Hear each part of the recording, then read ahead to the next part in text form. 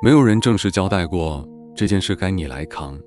主管说一句你比较靠谱，同事说一句这个我来不及，你都下意识先接住了。会议纪要写到最后，轮到填负责人那一栏，你的笔尖顿了半秒，还是写下了自己的名字。抽屉最底下压着一张调休申请单，快1年了，日期填过，事由写过，最后一栏签字一直空着。这些年你扛的从来不只是眼前这一件事，是没人明确要求你却先接住的那么多件，叠在一起，叠到哪一件开始，可能连你自己都说不清了。今天我想陪你把肩上这些东西一件一件拿下来看看，哪些是真的该你扛的，哪些不是。我们习惯把这份重怪在事情太多上，可你有没有想过，这几年肩上这几副到底是谁打的？恶这个词圣经里很早就用过，不是我们今天现造的比喻。有一种恶是接住了别人没说出口的期待打的。你比较靠谱这句话落地那一刻，你肩上就多了一副看不见的恶，没人明说要你扛，可你已经扛上了。另一种恶是自己一个人偷偷打的，追着一个应该打的，应该做到，应该周全，应该让所有人都满意，没人拿着这份应该来找过你，是你自己给自己发的。从别家买来的旧恶，垫多少层皮子都不好使太久，那弧度是照着另一头牛的脖子刻的。硬扛别人的期待，骨头知道那不是为你弯的。这种恶最难认出来，因为它长得很像尽责，这是我该做的，谁让我是这样的人，这种想法很容易冒出来。可你摸一摸就知道，真正该你做的事，扛起来是重，不是硌。硌是那种你越想放下越觉得放不下的疼，越动越紧，跟肉长在一起了似的。重不是这样，重的时候你手是稳的，就算累也知道自己在往哪儿走。这两种摸起来完全不一样。还有一种更安静的自制恶，是不敢让人帮忙，不是没人愿意帮，是你自己先把我来这句话说出口了，快的连自己都没察觉，别人的手还没伸过来，你已经先接住了。这不是能力问题，这是你早就习惯了，一件事只有自己扛过才算真的扛过，别人扛的那部分你心里始终不算数。但我要先说清楚一件事，因为这个很重要，不是每一副个人的恶都是你自己打的，有的恶从头到尾你根本没得选，要照顾的那个人，还不完的那笔债，那个你没办法转身走开的处境，这些不是你偷偷加上去的，是他自己拉下来的。落下来那天谁都没问过你愿不愿意，那时候地里的牛和恶很多是家传的，用哪一副本来就轮不到一个人选。这种恶一样硌一样重，但硌的原因跟前面说的完全不一样。如果你此刻扛的是这一种，我不想让你今天听成你的恶之所以硌是因为你自己焊上去的，不是的。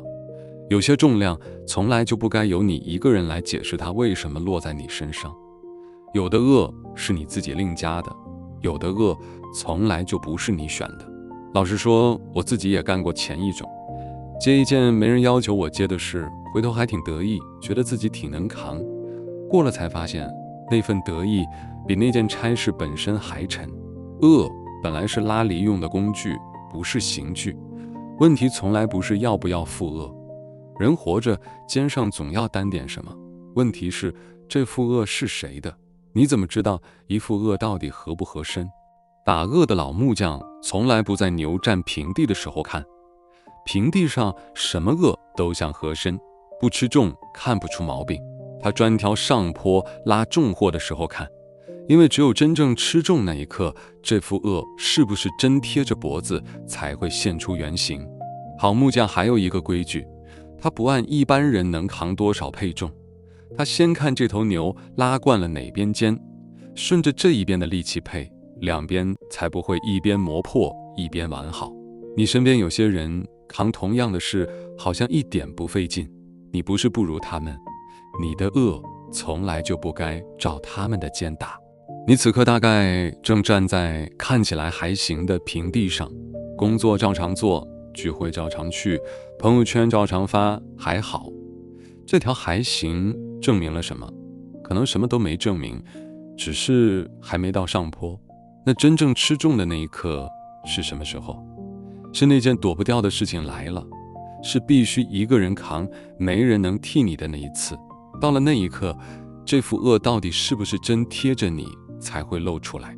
其实那一刻可能已经来过了，就是那一次会议纪要写到最后，轮到填负责人那一栏，那半秒，你的笔尖顿住的那半秒，就是一次小小的上坡。平地上这种事你大概想都没多想，真正吃重的那一秒，你才发现自己脚已经在往前迈了，脑子还没来得及问一句，这真的该我扛吗？那张调休单也是，填过日期，写过事由，到签字那一栏停住的那一次，那也是一次上坡。你在那一秒其实已经看出点什么了，只是没往下想。你比较靠谱这句话说出口的1秒钟，你笑了一下，没多想。可那一秒其实是这副恶第一次真正压上你肩膀的时候。你后来才发现，那不是一句夸奖，是一份账单。我们大概都习惯了把这种时刻当成考验，扛过去了就叫又赢了一次。可如果它根本不是考验呢？如果它只是在如实的告诉你，你肩上到底压着几副恶，没有谁在打分。这几个瞬间不是要证明你及格还是不及格，他们只是老老实实的把你原本没注意到的东西露了一角出来。有的人到了那一刻撑住了，我们通常会说这是好事。撑住了说明你够皮实，够可靠，说明这份重量你还担得起。可你有没有想过，撑住了证明的是什么？有的牛压着上坡还是稳的，是因为恶真合身，但也有一种稳不是因为合身，是因为他不再指望这副恶会被谁重新看一眼了。圣经里也提醒过，一个人被神真正释放过之后，还是可能不知不觉把旧恶又悄悄背回去。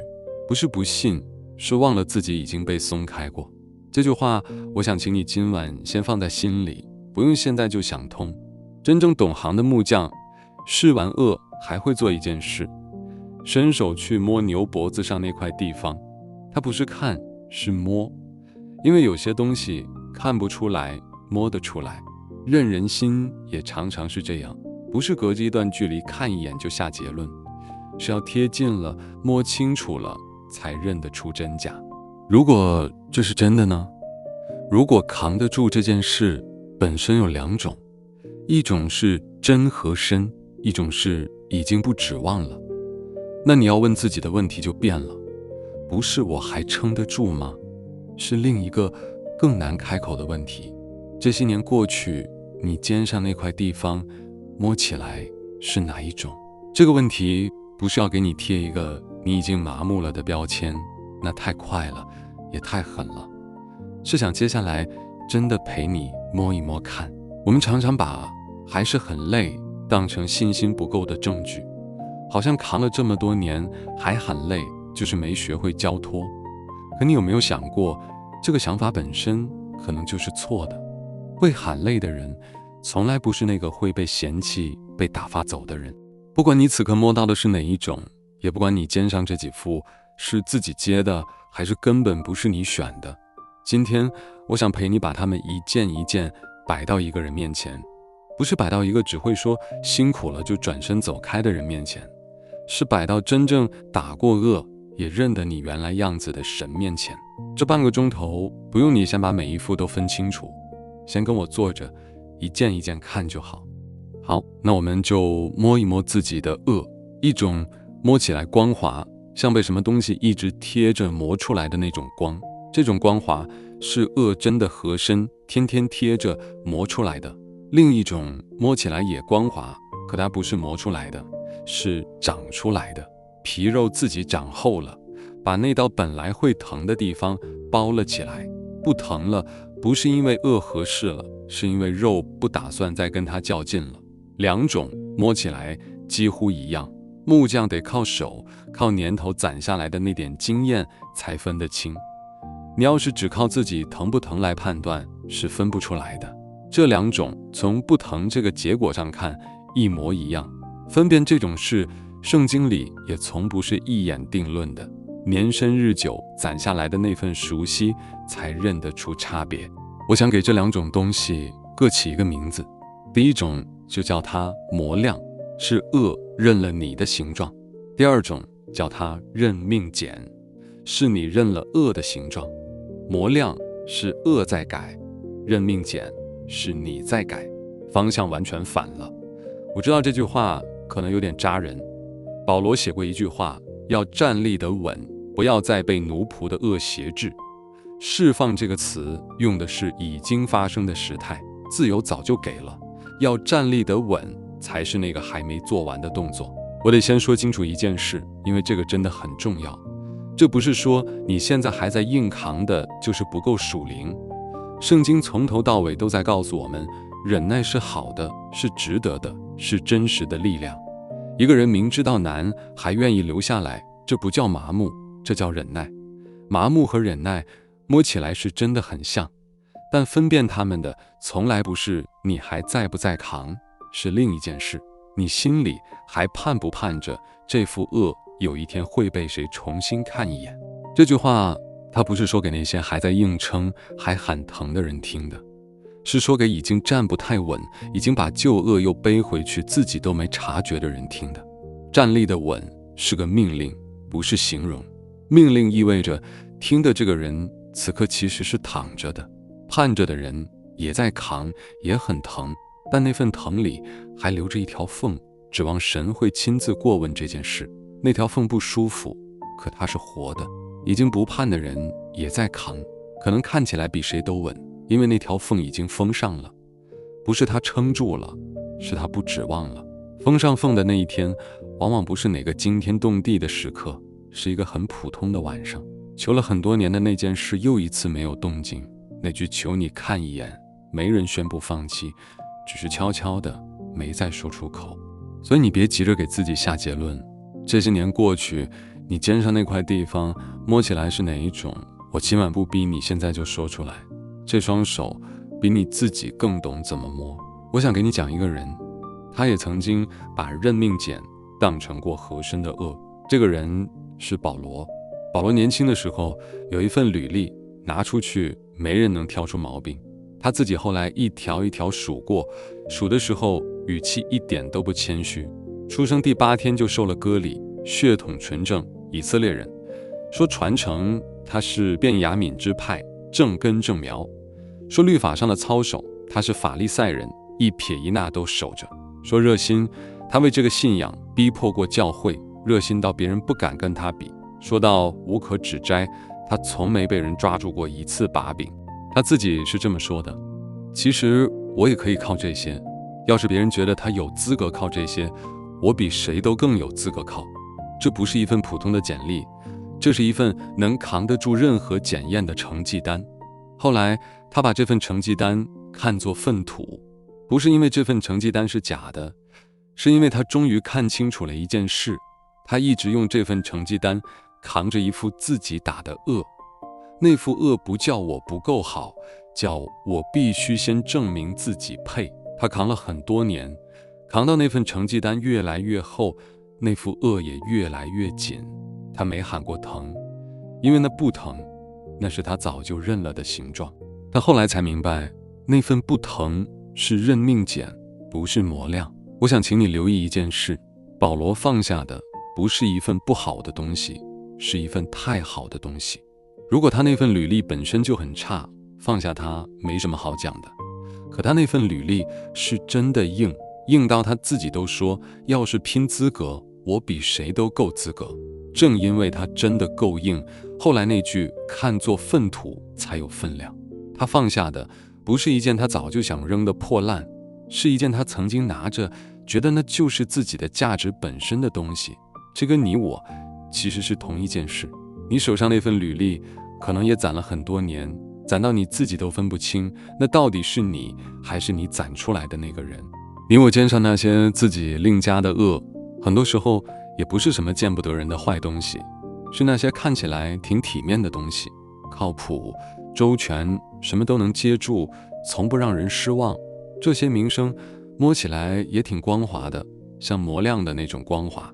可它光滑的原因跟保罗那份履历一样，不是因为有人替你量过，是因为你自己把它焊在了肩上，焊了很多年，焊到你自己都以为这本来就是你的形状。保罗没有花时间证明这份履历是假的，他做的是换了一件事去靠，不再靠这份履历去证明自己配，改成靠一件他配不配都不需要再谈的事。如果这句话正好是你也有一份自己的履历，可能不叫歌里和支派，叫从没让人失望过，叫永远是那个能接住的人，那我想请你也留意一下，这份履历此刻是磨亮还是认命简？不用现在回答，保罗也不是一天想明白的，他那句看作粪土是很多年扛下来之后才说得出口的一句话。有个细节我想多说一句，犹太人的规矩，男婴出生第8天要受割礼，这是最正统的身份证明，从出生那一刻起就没得选，血统摆在那儿，比任何后天的努力都硬。保罗把这个都写进了他那份清单的第1条，他不是在说我也还凑合，他是在说我的资格从出生第8天就开始积累，比谁都早，比谁都足。一个从出生第8天就开始攒资格的人，后来说这一切都是粪土，这句话的分量不是一个原本就没什么可失去的人说的，是一个真的有很多可失去的人亲手放下的。他后来写，他不再要那份靠自己攒出来的义，要的是另一种，不是他挣来的。保罗放下履历那一刻，肩上轻了，不是因为他证明了自己不需要努力，是因为他终于不用再靠自己去够一个标准了。那个标准原来从来就不该由他自己去够。保罗把履历放下的那一刻，没有变成一个什么都不用做的人，他后来的日子照样很重，照样有很多要扛的，可他扛的方式变了，他不再是那个自己一个人焊恶的人了。这就把我们带回今晚最开始那个问题，你肩上那几副哪些是你自己焊的？我们已经说了不少，真正没说的是另一半。如果不是你自己焊的，那副真正合身的恶到底是谁打的？打恶的人得先认得你原来的样子，那副恶才合身。这句话我们说了，但还没有说清楚，这个认得你到底是谁在做，做到了什么地步？保罗换了一件事去靠，靠的是谁？他写得很清楚。我们接下来要认真说一说这个名字。这句话耶稣自己说过，我们把它整段读一遍。凡劳苦担重担的人，可以到我这里来，我就使你们得安息。我心里柔和谦卑，你们当负我的恶，学我的样式，这样你们心里就必得享安息。因为我的恶是容易的，我的担子是轻省的。大部分人读这段话会直接跳到最后一句，我的恶是容易的，当成一句安慰的宣告，读完就过去了。今晚我想请你回头看前面那一句，我心里柔和谦卑。这句话说在你们当负我的恶前面，顺序不是随便排的，他没有先说你们来负我的恶，再补一句顺便告诉你们我是个什么样的人。他是先说了自己是谁，再发出那个邀请，先说我是谁，再说你可以负我的恶。这个次序本身就是答案。打恶的人得先蹲下来，看清楚你这个人这副恶，才谈得上合身。恶这个词他没有说一副恶，他说的是我的恶。这2个字是这段话里最容易被听过去却最重的2个字。一副恶要能被叫做我的，前提是打这副恶的人认得你原来的样子，你自己那副从来没有资格叫我的，因为连你自己都说不清它是从哪一天开始带上去的。同样100斤的东西，套在照别人期待打的恶上，怎么减都硌；套在认得你原来样子的人打的恶上，才叫轻省。我想把这句话说清楚，因为它太容易被听错了。轻省不是说这副担子本身变轻了，它是真的轻省，1斤都没少。变的是打恶的这个人，不是斤两的事，是谁给的这件事。这句话可能会让你有点不服气，你会说，可我扛的这些真的很重，不是靠谁给的就能变轻的。我懂，我不是说这份重量是假的，也不是说换个人给就能凭空变轻。你扛的那件事该有多重就有多重，这句话没打算否认它。他想说的是另一层意思。同样这份重量，被一个认得你的人交到你手上，和被一个只想着反正得有人扛的人交到你手上，扛起来的感觉是完全不一样的两件事。被认得你的人交到手上，你知道自己被看见了，扛的时候心里有底；被那种人交到手上，你只是被用上了。这句话跟我们前面说过的那个规矩是同一件事。好木匠打鳄从来不是按一般人能扛多少配重的，他先看这头牛拉惯了哪边肩，顺着这份力气配。鳄要蒸软了才弯得出弧度，不是拿刀硬砍出一个形状，逼着你去凑。你身上那副真正合身的鳄是先量过你才打出来的，不是先有一个模子等你把自己塞进去。如果你此刻肩上那几副有一副从头到尾就不是你选的，我不想让你误会我今天说的这些。你不需要先承认这鳄是我自己焊的，才有资格把它交出去。你只需要把这副本来就不该由你一个人扛的东西交给这一位，他认得你，他会重新量。他不是先问你怎么把自己弄成这样才肯接手，他先蹲下来看你，再谈这副鳄该怎么打。这段经文里还有一句，我想跟你多待一会儿。学我的样式，这句话很容易被听成你得先学会点什么才能赴这副鳄，像考试，像资格证。可这个学字更像学走路，不像学考试，没有一次性通过的那一天，是扶着一直往前挪的那种学。赴鳄这件事不是一次性签收，是一年一年他都在更认得你一点。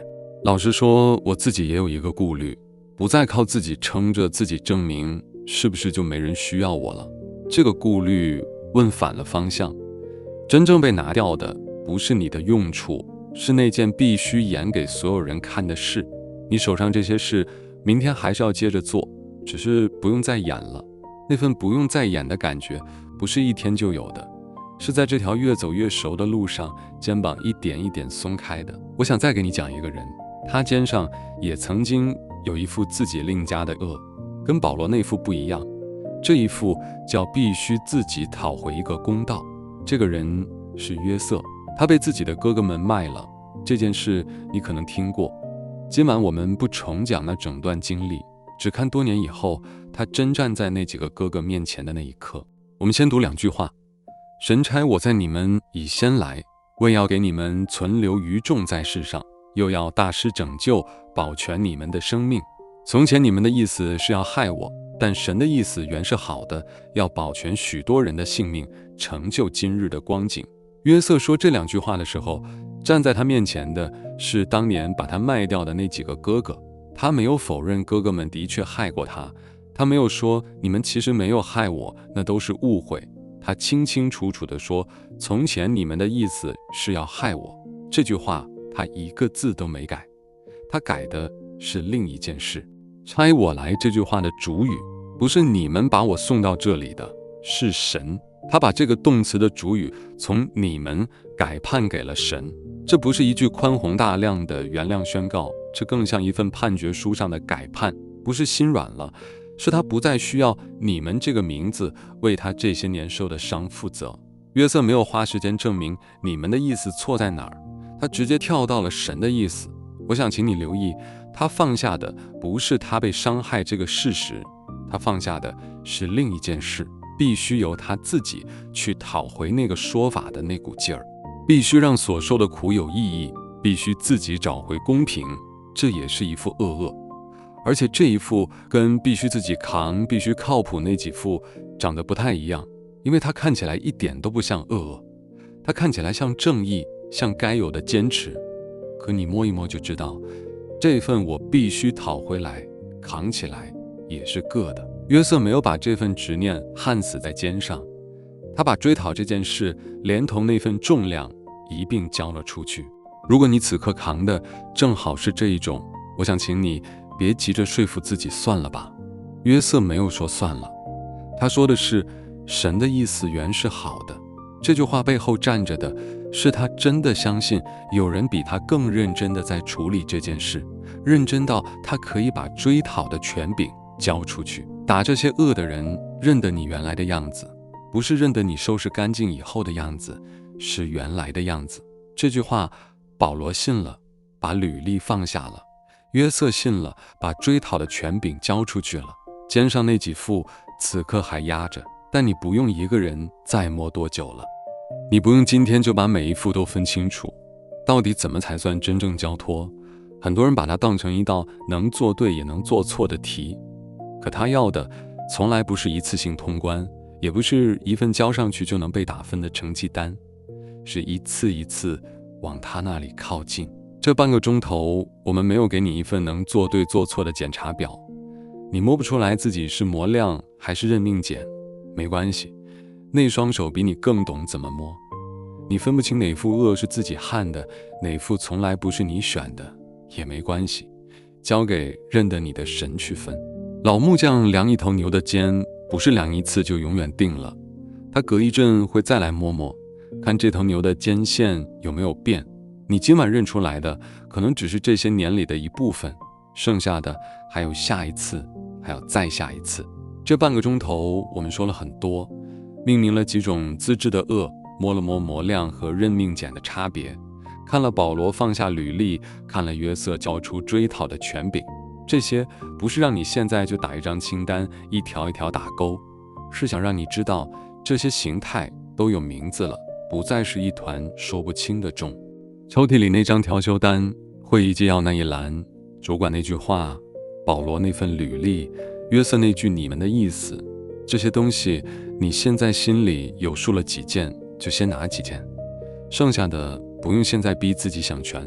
老实说，我自己那几副也不是今天才认出来的，有一副我认了很久才敢交出去。摸出来是一回事，愿意松手是另一回事，中间隔着一段不短的路。我们现在一起把它们摆到上帝的面前。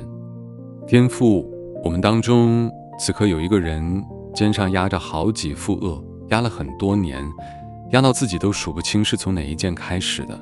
他这些年很努力的扛，别人看他觉得他挺稳的，挺可靠的。主啊，只有你知道这份稳这些年里有多少是真的合身，有多少是他已经不指望了，有的是他自己接住的。主啊，这些你都看见了，他自己没数清楚的，你数得清。他这些年很少让人看见自己在扛什么，别人的手还没伸过来，他已经先接住了。这不是他能力好，是他早就习惯了，非要自己扛过一遍才算数。主啊，今晚求你让他敢在你面前把手松开一次，让你看见他真正在扛的到底是什么。这双手可以在你面前歇一歇，有的从头到尾就不是他选的，是落在他身上的，没有人问过他愿不愿意。可能是要照顾的那个人，可能是一笔还不完的债，可能是一个他没办法转身走开的处境。这些求你不要让他觉得必须先承认这是自己焊的才能交出去。你认得他原来的样子，这一份求你直接接过去，重新量。主啊，他这些年可能已经习惯了不问这份重量是从哪儿来的，只是低头继续扛，扛久了连问都懒得问了。求你今晚让他敢问一句，这一副到底是不是我该一个人扛的？问出这句话，不是要他从此撒手不管，是想让他知道扛这件事本身没有错，错的是没人认的这份重的分量，没人量过他这一边的肩。你认的，你不是那个只想着反正得有人扛的人。他也有一份履历，可能不叫歌里和支派，叫从没让人失望过，叫永远是那个能接住的人。像保罗那份一样，那份履历不是坏东西，是他曾经拿着，觉得那就是自己的价值本身的东西。主啊，求你让他像保罗那样看清楚这份履历这些年是不是早就变成了一副他自己打的恶。如果那份履历真的很好，求你不要让他因为放下他而觉得可惜，好像放下就是承认自己不够好。保罗放下的时候，不是因为那份履历是假的，是因为他找到了一件更配得靠的事。求你也让他找到那件更配得靠的事，不是靠他自己攒出来的那份，是靠你。这份放下，求你不要让他变成他一个人硬逼自己做到的一件事。他做不到硬逼自己不在乎，这不丢人。求你让这份放下是在他一次一次靠近你的过程里自然松开的，不是他今晚咬牙宣布一句就算数的。他可以带着还没完全放下的部分继续往前走，不用等到全部放下才敢来见你。他心里可能也有一件像约瑟那样的事，一份还没讨回来的公道，一句一直等着有人认错的话。求你让他知道，他不需要自己一个人扛着那股非要讨回来的劲儿。这件事你收下了，你会亲自处理。约瑟没有说哥哥们做的事不算数，他只是把插我来这句话的主语从伤害他的人改判给了你。求你今晚也帮他做这个改判，不是要他说没关系，是要他知道这件事的说法不用再由他一个人认领了。主啊，求你让他摸一摸自己这些年到底是磨亮还是认命碱。如果是磨亮，让他知道这份不疼是真的合身，是恩典本来的样子。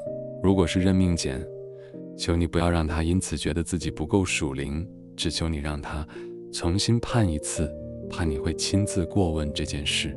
求你让他明白，忍耐从来不是他的问题，他这些年一直很忍耐，真正的问题只是那条缝什么时候被悄悄封上了，他自己可能都没发现。求你今晚替他把那条缝重新打开一点。主啊，他可能已经很久没有对自己诚实地说一句我很累，因为说出来好像就是承认自己不够坚强。求你今晚让他敢说这句话，就对着你说。你不会因为他累了就收回对他的看顾，你邀请的本来就是劳苦担重担的人，不是已经把自己收拾利落的人。主啊，你曾经说过，你的恶是容易的，你的担子是轻省的。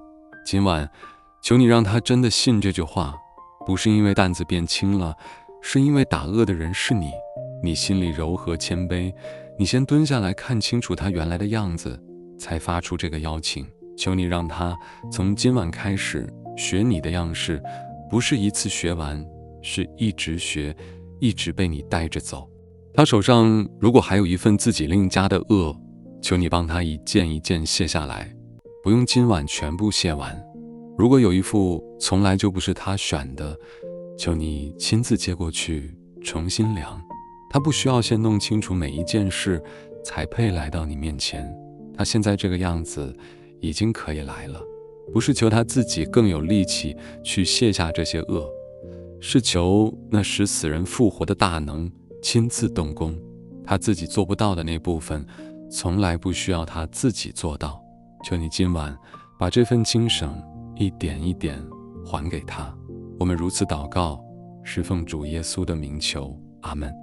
你可能还是没办法今晚就把每一幅都分清楚，没关系，分清楚从来不是今晚的任务。